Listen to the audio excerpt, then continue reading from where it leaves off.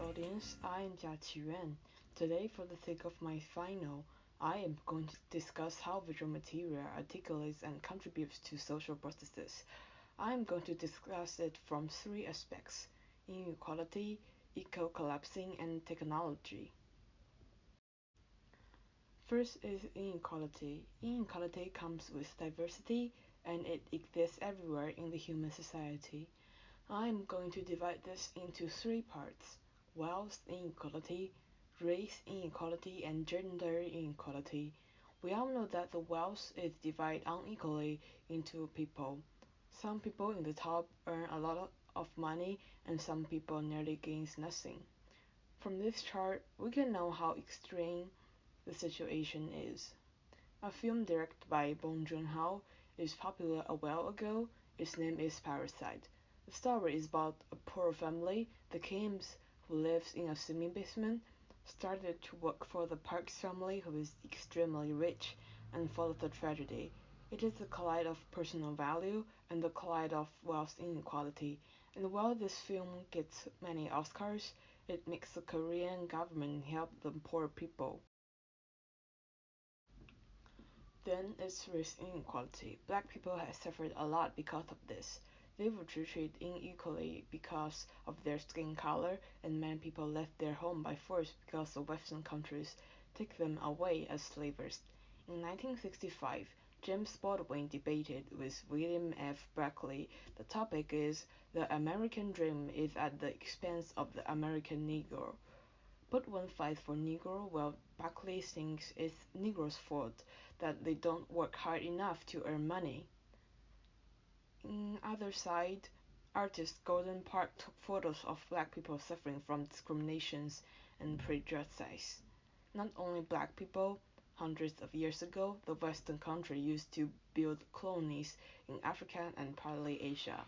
Now these areas becomes a representation of exotic and gave birth to stereotype of Oriental countries. The relevant work is Aladdin, but recently people are encountering diversity, and that is a good thing. In the ancient Greek, the citizenship is held only by those who are not slaves or women. Now slavery is not exist anymore, but the inequality of gender is still making progresses. Guerrilla Girls is an anonymous group of feminist female artists devoted to fighting sexism and racism within the art world. There are not too many famous male artists in the world, but Argila Gentasmi is one. After 10 years, Caravaggio created the painting Judas beheading Holofernes. Anastasia Gurnansky painted Judas slaying Holofernes. You can see how these two paintings differ from each other. The woman in the previous one is quiet, pretty, and disgusting of what she is doing, while the last one looks like a person who are focusing on revenge. Take a look at a recent time. Jane Dallman is a movie that describes a widowed mother's daily life. It is one important feminist film. Inequality exists everywhere, and what we can do is to try our best to eliminate them, to respect everyone, and to protect their rights. Then it is eco-collapsing. Humans are destroying nature recently, and what artists are doing is to awake people, to protect the nature.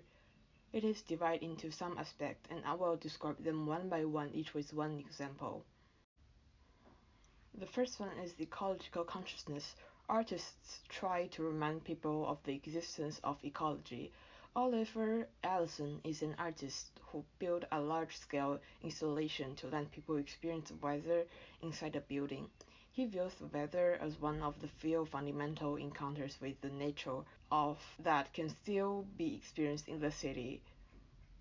About the installation, understanding the project says. The second one is documentary. The Hottest August is a documentary interviewing people about their anxiety towards future and towards weather. The third one is the expressions of loss. Princess Mononoke can illustrate that human and nature are on the opposite side, as humans want the resources of nature. The last one is speculate futures and collapse speculates. Snowpiercer is a film that is telling a story of after a global disaster happened, the last survival humans are trying to live inside a never-end running train. We must pay attention to the destruction we humans have already made and need to reconstruct, and remember our identity all the time.